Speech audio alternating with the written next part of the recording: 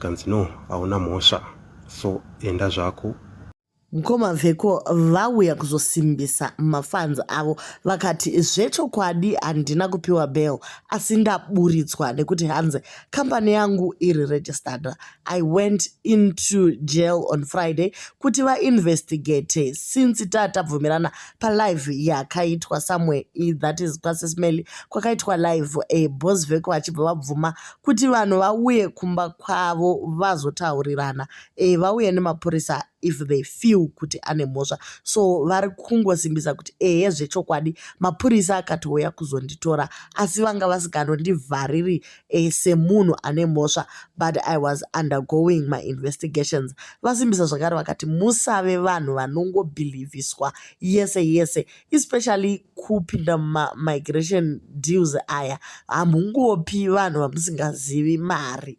Vataura zvakare vakati ivo zita ravo vanonzi Evans, havasi any other name that was portrayed out there. Kuri kunzi pane mafootages akawanda anga aripo kwainzi kwai vanowithdrowa mari kuKempton Park kana kupi wherever the place is. So mapurisa aplaya zvakare mafootage iwayo ndobva zvaonekwa kuti haasi Vecco aindowithdrawa mari idzi. So zvinoratidza kuti vanhu vakaisa mari muaccount that does not exist, and iye hatorinawo chero explanation yekutaura kuti what happened. Hatizivi kuti chokwadi here. There were like 10,000 people watching. They wanted to understand kuti chii chiri kuitika, but there was nothing to understand. Mukomana ari kutenda zvakare akati haana kugona kurara nenguva nezuro nekuti mafanzi ake they kept on coming in vachimuvigira chikafu kubva kubhegariya rekwamainyati kuzouya kwevamwe vanhu vakaswera vachiuya nemakokora. Ndofunga nezuro vanhu vese vanga vakasungwa vakati nhasi tazosungwa nembinga chaiyo. Munhu anovigirwa kubva kuKFC, Koko, Chingwa, pane vakasiyana-siyana vaienda nechikafu zvisati zvamboitika. Kujere kwakune pati nekuti boss vanga vapindira kuuya newaterfall nesuntin nekaya licha inoikaya lami marichizosa akapinda mujere zuru, asi vari kuti vakazosvika pakuti aiwa hatichakwanisa kudya chikafu chenyu nekuti takutyirawo safety yedu. Boss vari kufungira kuti pane vanhu vari out there kuvakanganisa upenyu hwavo, so vanga vakutotyawo chero kudya. Ndanga ndakazotorwa nemapurisa pane live yakamboitwa somewhere ndikabva ndajoiniswa nevanhu vaiti vakabirwa mari.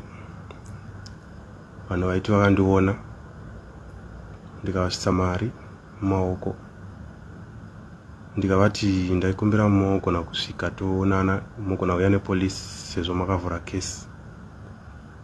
So vanhu vacho vakauya kuzonditora neFriday vachida kuita mainvestigations avo kuti kuona kuti ndizvo here zviri kuitika.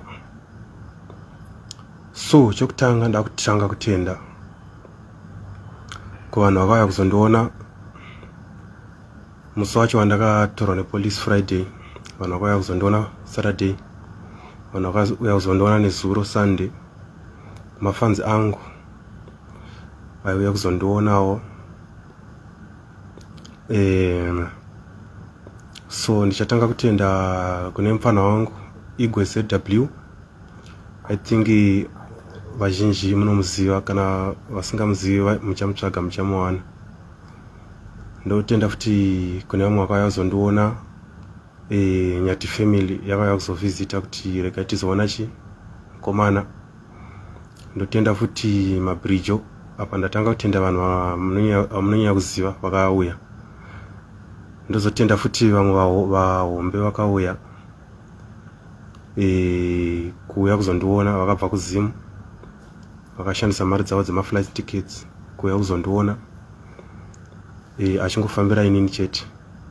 Ndoda kutenda futi mafanzi angu ese akauya kuzondiona pananga ndiri kuKempton Park police station.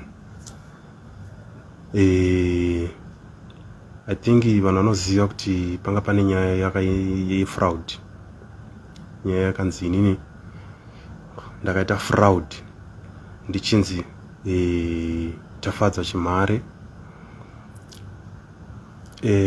So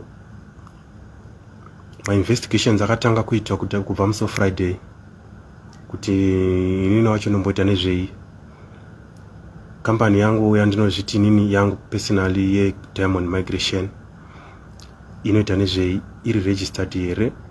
My investigations akaitwa ese kubva Friday nevakakodzera kuita my investigations acho. So zvakaita zvese my investigations akaonekwa kuti makambani angu are registered everything inonzi Diamond Migration. Ndikaenda kunoita footage kunova iko kunonzi ndakasvikira ndichitora mari ndichitransfera. So ndo mashoko ari kutaurwa nabossvecco vachiti ivo hakuna kuwanikwa mhosva pavari nekuti ivo mapepa avo ari registered, company yavo yawerengedzwa ikaonekwa kuti vari registered. Pane vanhu vakanga vakuda kuzvitora personal vakaenda kuvanhu vanoshanda naboss kwavanohaisa kombi yavo kuZimbabwe vachida kundokonzera so much damage. Kuri kunzi pakatukwa zvakare nehama dzavo, masisters avo, mabrothers avo, vanhu vakabva mberengwa uku vasina chavari kuziva kuti chii chiri kuitika. Zvakare pane hama dzakawanda dzakwirawo mabhazi nendege kuti vauye kuzobatsirana nemukomana vatenda zvikuru, asi vaadresa zvakare pamasocialites kuti pane vamwe vavasachafi vakashanda navo nekuti vakavarasha. Mazita guys, mazita hatizotauri edu mazita, but tine vatinoziva vakamira zuro vakati ivo havana chavanoziva pamusana pabossvecco. Mabridjo atendewa zvakare nenyathifamily nebhega ravo nevamwe vakasiyana siyana guys vakaenda kunoona mukomana. So Diamond Migration is back in the streets again.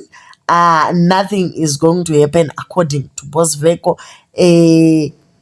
Nyaya yavo yakurumidzisa kupera ndo nyaya iripo.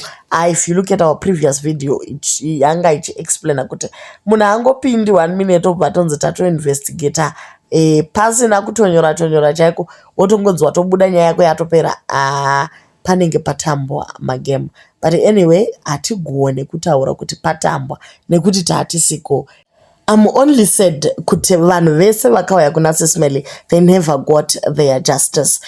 Vanga vachifunga kuti at least the issue is going to be resolved, but nothing came of it if bossvecco vachireva chokwadi. But anyway guys, do leave your comments on what you think about the legal system. Is it working? Kana kuti vanhu voenda havo kunoita zvenyuchi mukomana omanyiswa muma streets.